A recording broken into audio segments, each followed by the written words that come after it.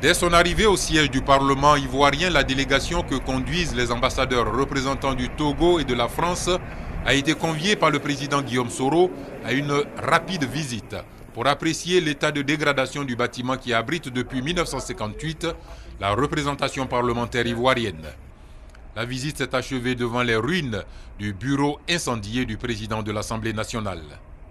Cette institution, dernière née des efforts de normalisation de la Côte d'Ivoire post-crise, ne pouvait pas être ignorée du Conseil de sécurité en mission d'évaluation en Côte d'Ivoire.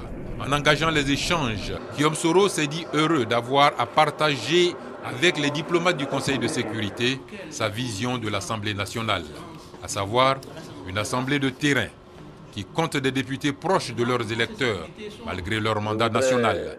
Une assemblée qui jouera pleinement son rôle de contrôle vis-à-vis de l'exécutif en toute indépendance. Une assemblée qui s'inscrit résolument dans le processus de réconciliation nationale.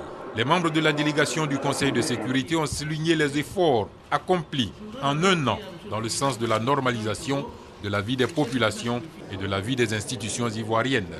Ils ont toutefois reconnu que beaucoup reste à faire, notamment dans le cadre de la réconciliation nationale. Pour le président Guillaume Soro, cette visite du Conseil de sécurité des Nations Unies est une opportunité pour montrer la vitalité de la démocratie en Côte d'Ivoire. Ça a été l'occasion pour l'Assemblée nationale de marquer son retour, n'est-ce pas, en tant qu'institution de la République de Côte d'Ivoire.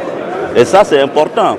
Vous savez que la communauté internationale a des critères pour jauger la vitalité de la démocratie en Afrique.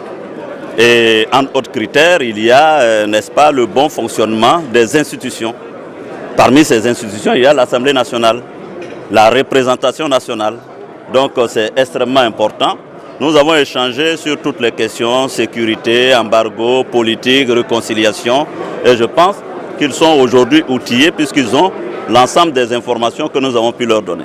Après l'Assemblée nationale, la délégation du Conseil de sécurité sera reçue par la commission Dialogue, Vérité et Réconciliation, avant de poursuivre sa tournée ouest-africaine qui la conduira au Libéria et en Sierra Leone.